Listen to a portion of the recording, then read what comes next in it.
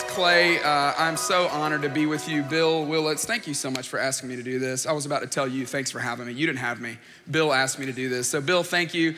Bill is a better golfer and a better person than he is a leader, I would say. So he's a phenomenal leader, and he has cast incredible vision for our church, for all of our churches, but I just can't thank you enough for letting me be here. Speaking is a team sport. I don't know if you realize that. You probably do. Tim Cooper's down here. Tim's helped me out immensely with this talk. So has Justin Elam and Lane Jones and Evan McLaughlin. So shout out to all you guys. Thanks for letting me steal your material and call it my own. So thank you. Kidding, I'm kidding. Hey, I have the amazing privilege of working for Andy, and he's a fantastic leader. He really is. He's great to work for. It's a challenge always following him. I don't know. People ask me, they're like, is it intimidating following Andy? No, it's more than intimidating. It's like pants changing intimidating. Like, yeah, it's awful, all right? Yeah. Wasn't yesterday just great? I know the breakouts were great. Yesterday was amazing. Something happened though a couple weeks ago that was something that has never happened to me before. I was doing a series at North Point Community Church. That's where I serve. And it was about 12:30. I was done with the talk. Our service ended about 12:05. So most of the crowd had scattered. They had all just been released to the mission field because the talk was just so amazing. And I'm mostly kidding. But I did bump into this lady afterwards, and she came up to me, and she was talking real nervously. Have you ever had somebody like that came up to you, and you can tell this is serious for them? You know, she was like, just wouldn't stop talking, was just very quick with her words, and I could tell she was anxious, and she looks at me, and she says, "Can I get my picture made with you?" And I was like, oh my goodness, like this hasn't happened since high school, you know? I mean, then girls used to flock to get their picture made with me, but since then, I'm a one-woman man, my woman's here, and it's just me and you. And so I don't typically do pictures with other ladies, okay? But this lady was quite a bit older, and so I thought, you know what, sure, we can get a picture together, that's fine. And she said, oh my goodness, thank you, that would mean so much to me, and it would mean a lot to my son. She said, we live in Tampa. She said, my son's about 20, and he's been listening to you for a long time. He really loves listening to you. And so I thought, okay, well, maybe he grew up in our student ministry. I was the student pastor in our student ministry. And so I thought, well, maybe he's still tracking with me. That's pretty cool. I was like really feeling honored by that, you know, just like, wow, what a blessing of ministry that I'm getting to experience right here in this moment. And then she said to me, she said, you know what? And I really, really enjoyed today. It was really fantastic. I was like, thank you so much. She was like, no, I really don't listen to you a lot. She said, come to think of it, I sat there today realizing that I've never actually seen you. I've only listened to you. And I was like, this is wild. I don't know why you're telling me all this, but thank you. And then she said, oh my goodness, you look so much like your dad. And I was like, why in the world is this lady talking about my dad? I'm like, if you don't say something about Tuscaloosa, Alabama in the next 30 seconds, my mind is going crazy because I don't know how in the world you would know what my dad looks like. I do kind of favor my dad, all right? So I'm like, you got me. And then she looks at me and she goes, no, I want to be serious. She said, I really don't listen to you a lot, but I watch your dad every single Sunday. And I was like, oh. See, it takes me a minute, all right, y'all? It takes me a minute to pick up on things. And so I immediately thought, oh no, like how am I gonna sweetly, kindly let this woman down because she thinks I'm someone that I'm not. And so I just, as nice as I could, I said, hey, I am so sorry. You think I'm Andy Stanley, don't you? And she looks at me with this extremely befuddled look and embarrassed, and she says, you're not? I'm like, no, I'm definitely not. And she slowly put her phone away and just walked on down the halls. Oh, so welcome to my life, you know what I mean? So anyway, but I'm glad you're here, and I'm glad to be here. Honestly, one of the privileges of getting to work for great leaders is that it makes you better, does it not? When you work for great people, it demands that you get better. I feel like I have gotten, I had so far to come and I have so far to go, but I have gotten so much better because I get to be around people like Bill and like Andy. One of our values is just that. One of our values as an organization is this value right here. It's the value, make it better. That's a huge deal to us. We really want everyone to make it better. We want everyone everywhere to make everything they're doing better. In fact, I think that's what unites all of us here. All of us came here to regroup because of this. All of us want to make community better, do we not? I mean, every one of us. And hopefully you're leaving here with oodles of ideas. Maybe something someone said in a breakout. Maybe something that spawned an idea that you had in a breakout. Maybe you were sitting in one of the sessions and you had an idea, you had a thought, you've been taking 2 sets of notes, what people are saying, and then ideas that you're thinking, things you need to change, because we're all trying to make community better. Making community better, or making it better, is really all about, it's all about things like innovation, right? What else? When you hear make it better, you can just shout it out. What does make it better mean to you? Hard work. It's about details. Yeah, that's exactly right. It's about all the details of ministry, right? Some of you love details. Some of you don't know what a detail is. That's me. Anyone else? What's another thing when you think of it? You think make it better? Forward thinking. Forward thinking. Yeah, fantastic. It's all about vision and forward thinking, right? Let's do one more. Forward thinking. Got it. One more. Somebody over here. Make it better. What? Risk. Yeah, it's all about risk. Thank you. It's about having the courage to try something new. That's fantastic. Yeah. For me, when I think make it better, I think, those innovative ideas that are gonna take your ministry to the next level, right? It's putting the system in place. It's making sure the language is crafted precisely so that it's clear, so that it's packed with power and meaning. It's all about your systems and your processes to be able to get people into groups. So maybe you've thought about assimilation ideas, or about how to make your groups better, about better leader training. All right, the problem with Make It Better, though, is that none of us got into ministry. None of us got into ministry to make it better. I don't know if you've ever thought about this. That's not why I got into ministry. I got into ministry because of this value that we have as a staff. We say we want our staff teams to take it personally. That's why I got into ministry. I was a volunteer at our church. 18 years ago, I moved to Atlanta to start attending Georgia Institute of Technology, but I attended North Point more than I attended Georgia Tech. They gave me a degree, they gave me a job. It worked out great in both scenarios. And ever since then, I've been a part of North Point and I've loved it. But I didn't get into ministry because I wanted to make it better. I got into ministry because I had taken ministry personally. I was a volunteer small group leader with high school students. And then next thing you know, I'm a inside out, or high school director at one of our campuses. And I started getting more and more removed from the actual ministry. Have you noticed that? The longer you're in ministry, the more removed you get from ministry. That's a real danger. When you hear take it personally, what do you think about when you hear this? Anybody? Yeah, it's all about people. Thank you. Yeah, it's all about relationships. Or I'll put just people. Yeah, it's all about you having relationships with people in your life, not just some system that we've put in place. What else do you think about when you hear take it personally? Mission. Own it. Thank you. Who said that? That's awesome. Where are you from? Savannah. Love Savannah. Big boy from Outcast. He's from Savannah. Own it. He is. He said own it. You said somebody else said something down here? Mission. Yeah, it's all about the mission. Yeah. It's about, for me, what I try to tell our church as often as I can is the mission of our church is to lead people into a growing relationship with Jesus. But we don't want that just to be the mission of our church. We want that to be your mission.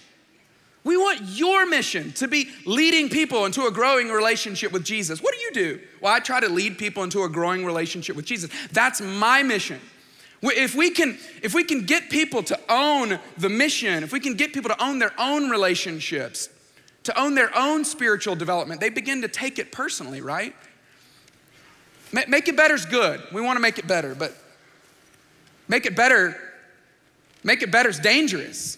Because this is just for me at least, I've just noticed that the longer I'm in ministry, the easier it is to drift toward make it better and away from take it personally. Wow. Have you noticed this? Is this just me? I know this is honestly where our church is right now.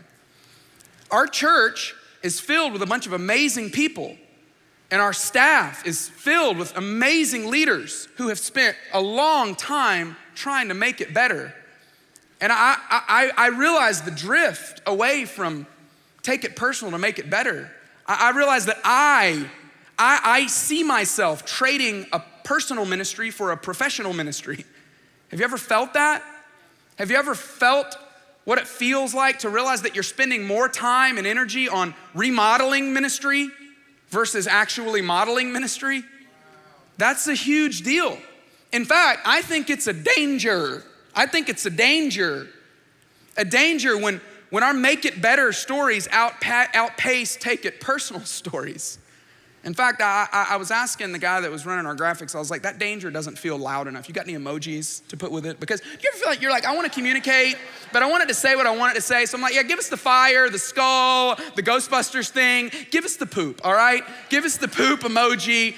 I don't always go for it, but when you need it, you got to have it. And this was one of those moments.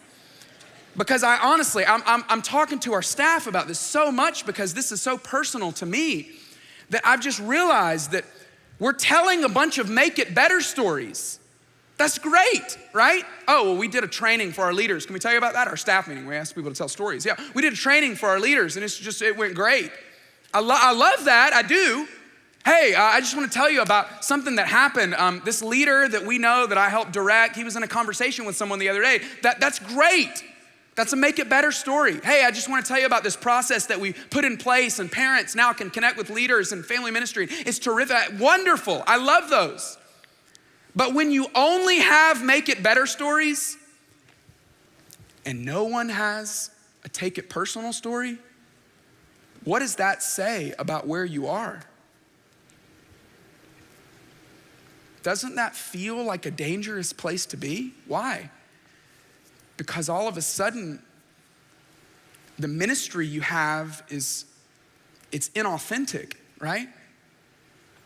What you're trying to serve people is different than what you yourself are actually experiencing, and that's extremely dangerous. And maybe the greatest danger is that it doesn't happen overnight, right? If it did, it would be easier. We would see it more clearly. But it's just a slow trickle. It's just a fade that happens where week after week, we get so deep into ministry that you get numb to the very reason why you got into ministry in the first place.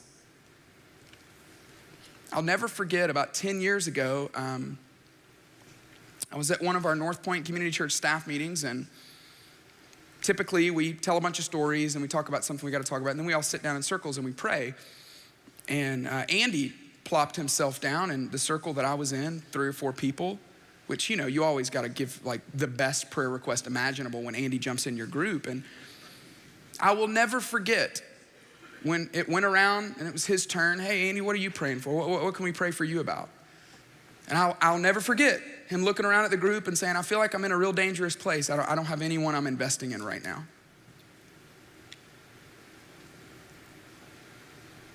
And I thought, wow, like, you're the leader, you know, like you're the senior pastor.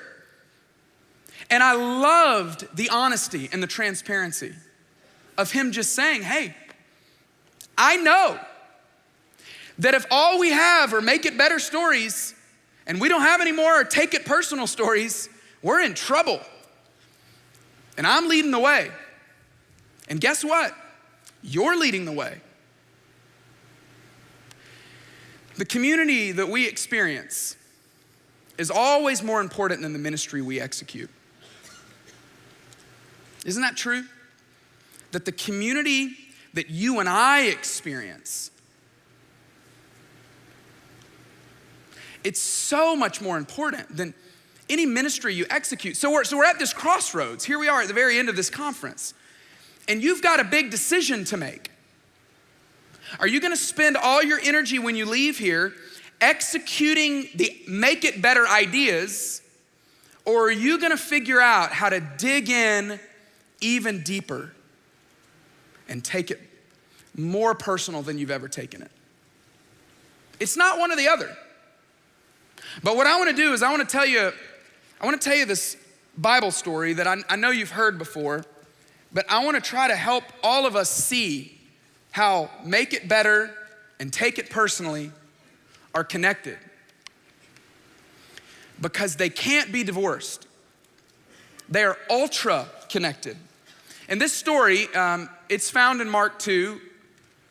You've heard it before, you've taught it before, you've sat in studies before, but as best as you can, would you please, let's resist being a church conference and let's ask God to allow his living scripture to speak to us?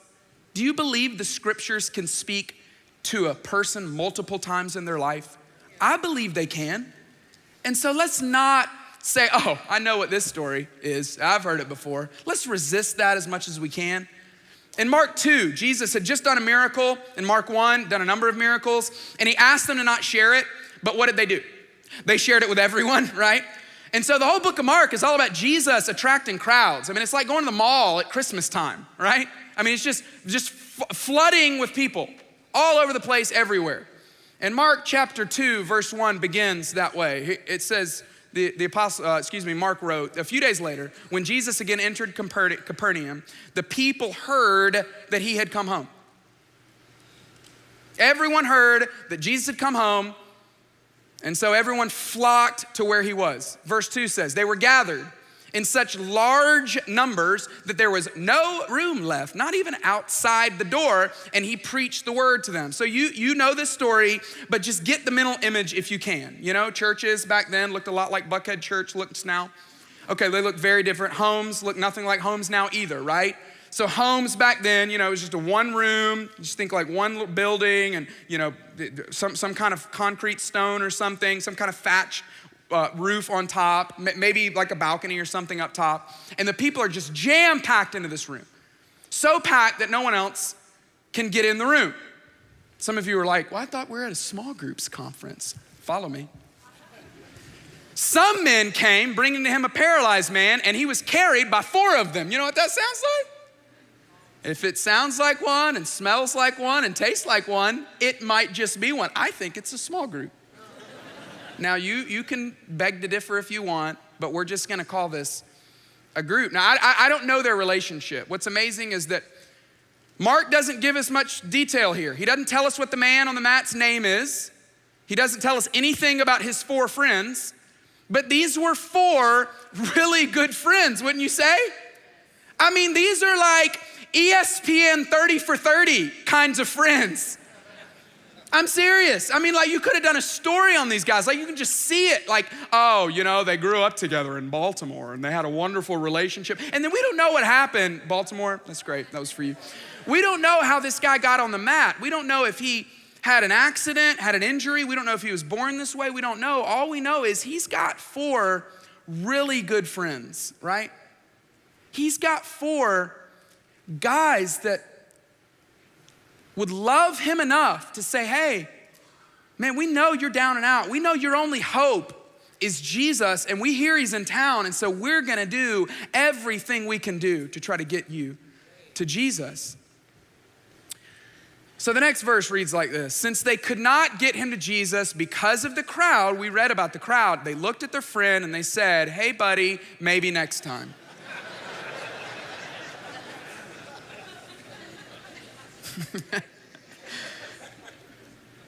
And if it did, that would have been fine, right? I mean, they spent their Saturday carrying this man from literally God only knows where, all the way to where Jesus was. They had put the energy in. You didn't do it. I didn't do it. They did. If they got there and they were like, man, what terrible luck. I'm so sorry, bro. Like, we'll just have to check his tour calendar, right? See when he's gonna be here next. I don't know. We'll have to see if he's gonna roll through town again. 2016 version, maybe it would read like this. Since they couldn't get him to the crowd, they couldn't get him to Jesus because of the crowd, they went home and they created an inspirational hashtag. Hashtag thinking about my bro, and they posted it online, right?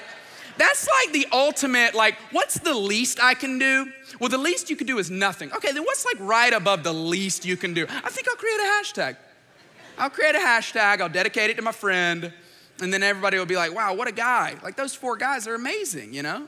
Incredible guys. That's not what happened. What if though? What if these guys were just make it better guys? What if they spent all their time sitting in conference rooms talking about ministry? And there's nothing wrong with that. They probably did do that. We should do that, right? What if they just sat in countless hours of meetings and thought, I don't know, like we got all kinds of people and we got to figure out how to get them close to Jesus. Let's come up with some ideas. And somebody was like, Group Link. And they were like, oh, brilliant, I love it, it's fantastic. Jesus is coming through, we'll make that the draw, we'll get people in. When they leave, we'll get them connected, it's gonna be fantastic. It would have been fine.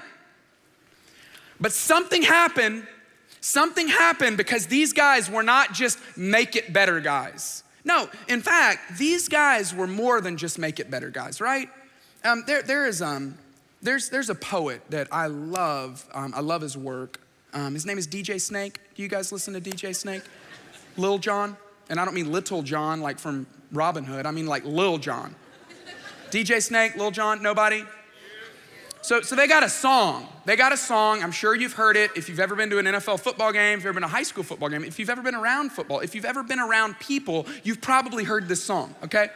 I don't want to sing the song to you. I can't even really sing it because there's not even really a melody, but I just want you to experience it, all right? So DJ, hit that track if you would.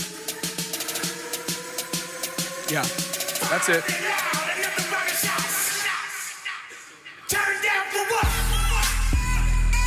Oh, that's good. He's feeling it. Thank you. Doesn't that just feel good? Feels so good. Thank you, Jason. Oh, that's an anthem of a generation, y'all. That is the anthem of this generation. Does anyone want to come up here and tell everyone what turn down for what means? Of course you don't, because we don't even know. I don't think DJ Snake even knows. I know Lil Jon doesn't know. Turn down for what? It basically means, I'll put it in the English version, for what would we turn down, okay? That's what it means. Turn down for what just means, well, excuse me, sir, for what would cause you to turn down? These guys said, nothing. Nothing will cause us to turn down. Now, DJ Snake and Lil Jon, they're talking about like clubs and like partying and dancing. I would play the rest of the song for you, but it sounds real similar to what you just heard. I would recite the rest of the lyrics to you, but there aren't any lyrics other than turn down for what? It basically means like, hey, if the cops show up, we don't care. If the package store is closed, we don't care. Oh, it's too late and mama said I gotta come home. We don't care. We're not turning down for nothing. For what would we turn down? Answer, no reason. There is no reason why we're turning down tonight. Some of you need to get home. You need to tell your boo. You need to be like, oh, what's up, baby? What did I learn at Regroup? I learned turn down for what? And the answer is nothing, because I love you. Try it, I don't know. It seems to be working for DJ Snake and Lil Jon, but it's simple lyrics. But these guys seem to be convinced of something that caused them inside to go, we're not turning down. Oh, it's crowded. Oh, the house is too full. Oh, the doors are closed. Oh, there's too many people and we can't get in. We're not turning down for anything. I think because this, now Mark doesn't tell us this, but this is my interpretation. I believe they believe this. If we can get him to Jesus, something good will happen. That's what I think they believed. They believed if we can just get him just near Jesus, our paralyzed friend who can't even walk, he's living this destitute, awful life. He could find healing if we could just get him to Jesus. And I don't care how bad the crowd is, how big the crowd is, how packed the place is, we're getting him to see Jesus. You with me? You with me? All right, let's get a hand wheel. Everybody in, turn down for what on 3? 1, 2, 3. Turn down for what? And then they went and they're like, all right, let's do this. And they looked at each other and they're like, okay, I'm in, but like, what are we gonna do? You ever had that moment where everybody's like, oh yeah, what now? What do we do now? I don't know. I don't know what they did. We know what they did. I don't know what they knew to do in that moment, but what they did was, I don't know, it was destructive. It was property damaging, you know? It would have like caused somebody to break a lease. Like it would have been like frustrating for someone, but they're like, we don't care. We're getting our friend to Jesus. And that's not what this story's about. I get it. And you're like, well, this is taking it out of context. Well, no, I'm just telling you it's true though. They took it so personally that they figured out how to make it better. It was so personal to them. They found ways to make the whole idea better. And they would have never stumbled on what they stumbled into if they'd have just sat in a conference room and said, I don't know, what do you guys think? Like, what's the best way to get people into groups and near Jesus and in growing relationships with each other? That is good, and we have to do that. You can't just take it personally. You gotta make it better, or else you're not gonna have an organization, right? That's why we call it an organization, because you take a bunch of personally fired up people and you organize them so as to make it better. But if you just make it better, we're just a bunch of hypocrites, right? And you and I will never be able to see maybe the very thing that God wants us to see if we fail at taking it personally. So these guys didn't know. They took it super personal. Here's the way it went. Since they could not get him to Jesus because of the crowd, they made an opening. What? They made an opening in the roof above Jesus by digging through it. Now, Mark, I cannot wait to talk to Mark about this, because I'm gonna be like, Mark, I don't need all the details, okay? The Bible is huge already, all right? But could you have at least told us how they got on the roof? Because this has befuddled me for years. Like, what did they do? And some of you that know like that architecture from then were like, well, most houses had stairways on the side. I don't know, but did they? Or I don't know, he doesn't tell us. Did they find a ladder? I mean, the student ministry part of me is like, all right, you get one leg, you get one leg, you get an arm. All right, you ready? All right, 1, 2, 3, I don't know. I'm sure they did not do that because this was their friend, but he doesn't tell us how they got him on the roof. They got him on the roof though, because one of them had this like magical idea. They're like, let's get him on the roof. Maybe they were like, let's just get him on the roof. Like, everybody was like, oh yeah, let's get him on the roof. And then what? And they're like, I don't know. So they get him up on the roof and they start tearing a hole through the roof. Now just picture it, you're in the room and there's like dust particles falling down. You're like, that's weird. Do they have squirrels in the attic here? What's going on? The homeowner, I'm sure, was in the corner like already mad because they're like, my wife is gonna kill me when she finds out that I had all these people over here. And next thing you know, there's like stuff falling from the roof. And then the funniest part to me is like, then you start seeing daylight, and you're like, uh-oh. And then the hole gets bigger and bigger. And then what do you see? 4 heads pop through. I mean, that had to be like the most amazing. You see 4 guys being like, hey, what's up? Is Jesus still there? He is? Okay, all right, good. We got the right place. They're like, what? So the way the story goes. They made an opening in the roof above Jesus by digging through it, and then they lowered the mat the man was lying on. Now, I'm sure one of them had to be an Eagle Scout. You know what I mean?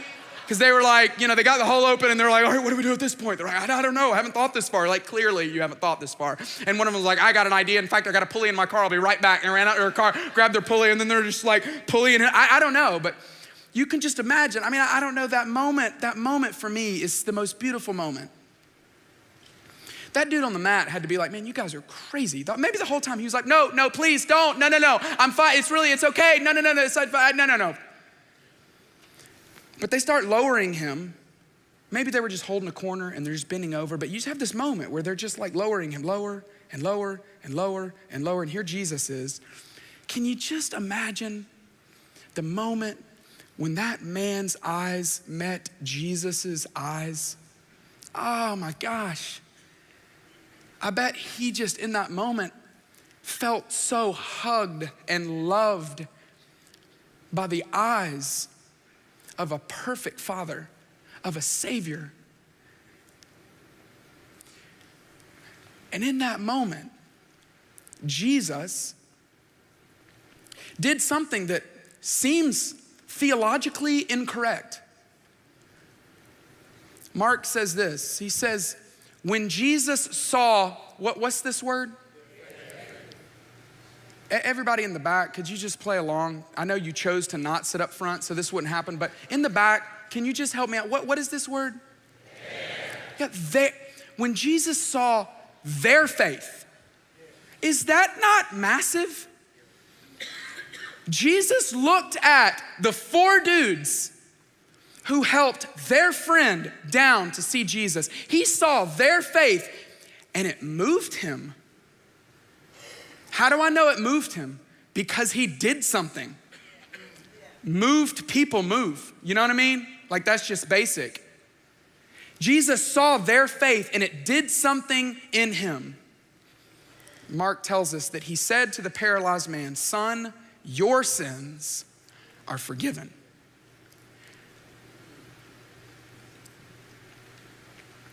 It seems like Jesus was moved, not by what they believed, but by what they did because of what they believed.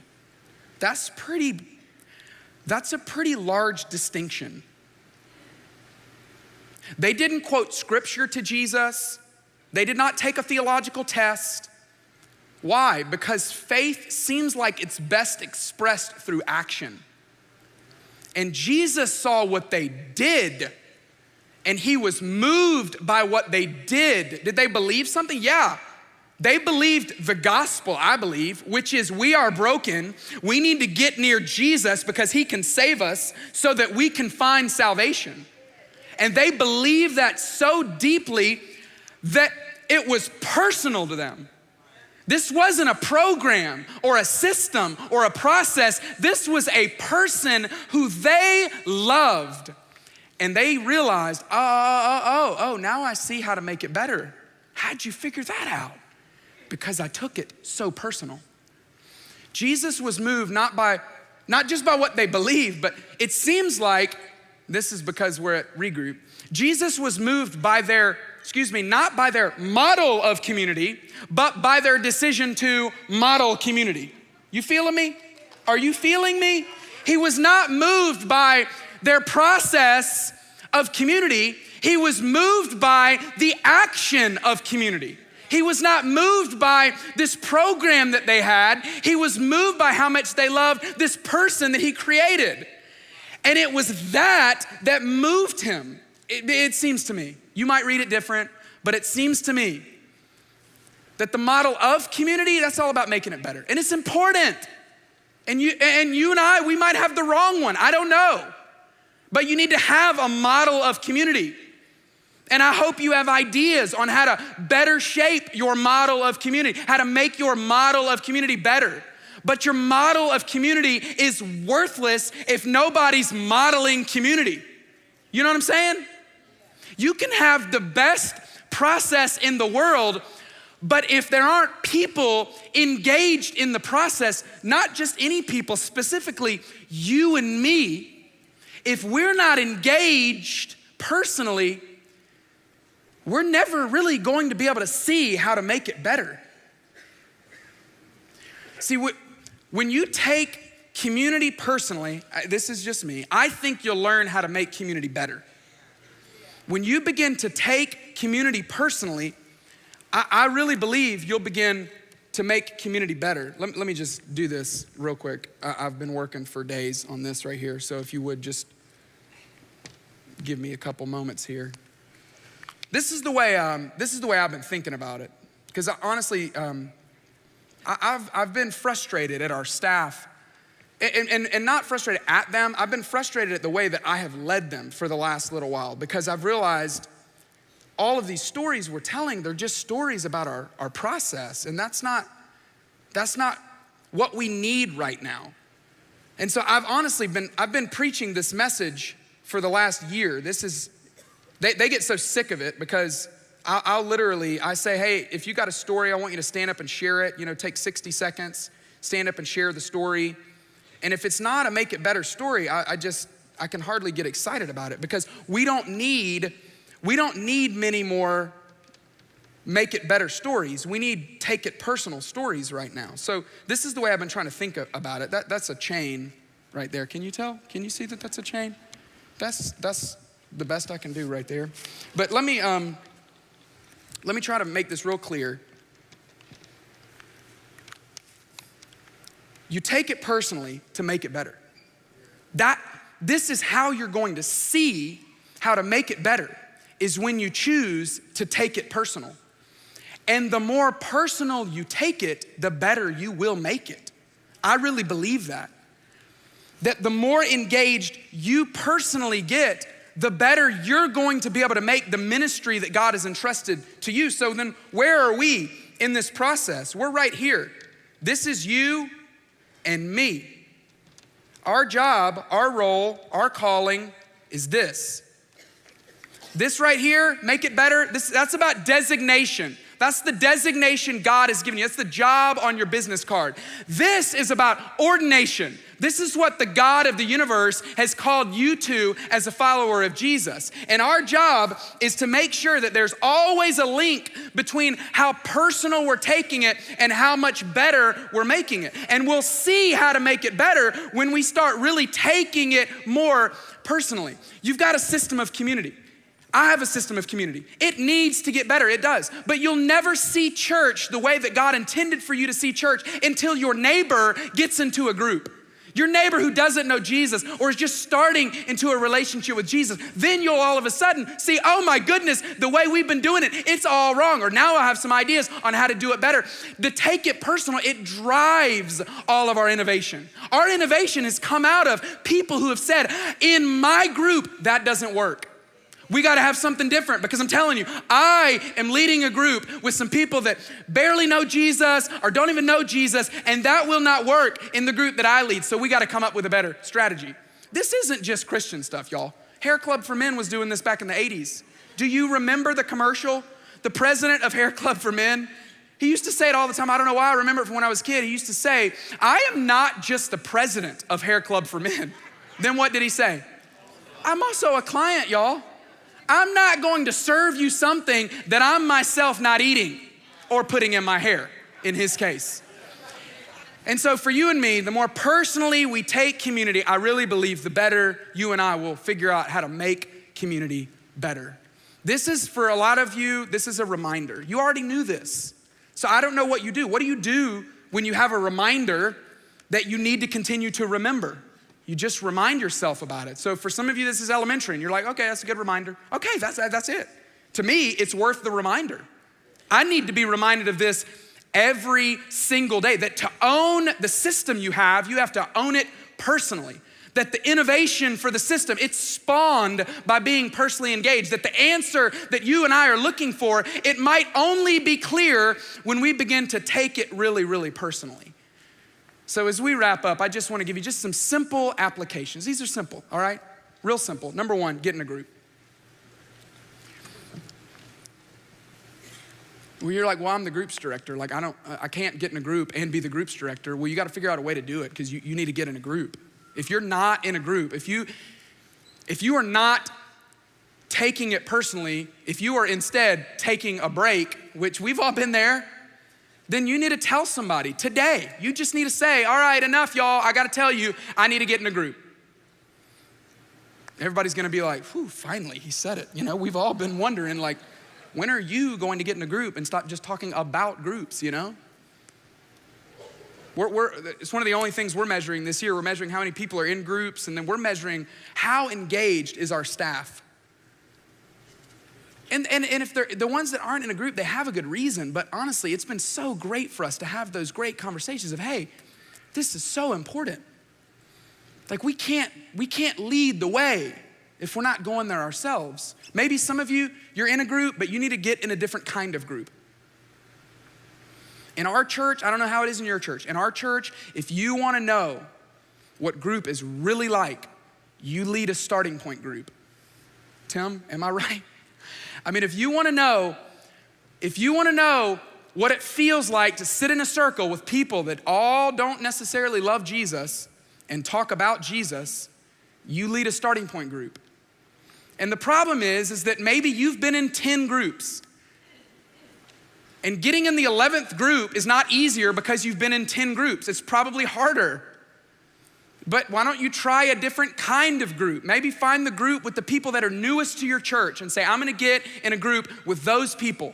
Maybe you and your wife need to decide, we're gonna lead a group of some people that just got married because it's gonna make us talk about our marriage. Maybe you need to choose to get in a group with people that are the least like you. I don't know. And then lastly, maybe some of us need to choose to get vulnerable with our group. I mean, let me just ask you. I mean, is it easier to be in a group because you work at a church or harder? When everybody expects you to have the right answer, is it easier or harder to tell them that you don't have the answer? It's harder, of course. And the longer you're in ministry, the harder it is to be vulnerable. When everyone's looking at you, it's harder to be honest about what's really going on. And maybe there's something going on in your life. Maybe you're the one on the mat. Maybe your marriage is on the mat. Maybe you've got a son or a daughter who's on the mat. Maybe your finances are on the mat. And maybe the whole reason you came to Regroup was not just to make it better, but to hear God whisper to you, I want you to just tell somebody. I want you to model community.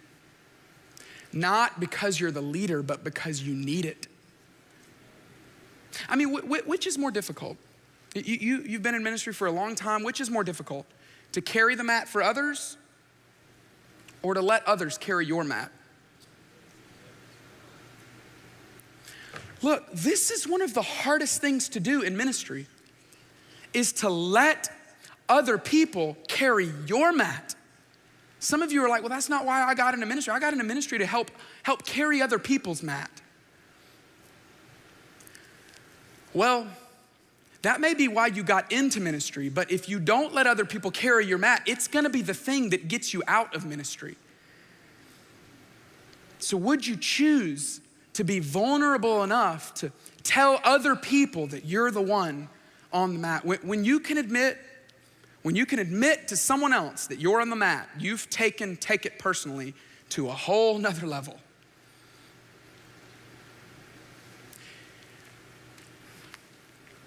Now, you know the way this story ends, right? I mean, of course you do. You've probably written studies on it and sat in groups and taught on it, preached on it. The teachers of the law, they watched this happen and they were scoffing, right? They looked at Jesus, and they looked back at each other and they said, who does he think he is? They said, why does this fella talk like that? They said, he's blaspheming. Who can forgive sins but God alone? Who does he think he is? Now, unfortunately for them, Jesus knew what they were thinking in their heart. They hadn't even said it, I assume, because Mark says Jesus knew that they were thinking this in their heart. And so Jesus turned to them and asked them, he said, hey, I got a question for you. You tell me, which is easier? To say to this paralyzed man, your sins are forgiven, or to say to him, get up and take your mat and walk? You're trying to trick me. Let me turn the tables on you. Which is easier? Now, the great news is Jesus had and still has the authority to forgive sins. And in this case, Jesus looked at all of these Pharisees and said to them, I want you to know that the Son of Man has authority to forgive sins. But he says, but I also want you to know that the Son of Man has the power to be able to heal. And so I'm telling you, you can get up off your mat and you can walk. What do you think this guy did? I'm sure he slowly got up and walked on his like jiggly legs that hadn't been walked on for a long time, maybe ever. And I bet he went over to his friends and gave them the biggest hug that he had ever given somebody. And then he became the groups director at the synagogue. Because he believed in groups more than anyone else. And then he started getting the barrage of, well, how are we gonna make it better? How are we gonna make it better? How are we gonna make it better? And his job was to remember the very reason why he got into it in the first place. And just so you know, that this isn't just me making this up. I believe, I think we all believe, that Jesus took it so personally in order to make it better for all of us. This is the essence of the gospel, that Jesus himself said he could have done it another way. He could have done it the white glove way, the clean way, the easy way, but he didn't. He got his hands dirty, his personal hands dirty and broken for us, to make it better for us, for eternity's sake.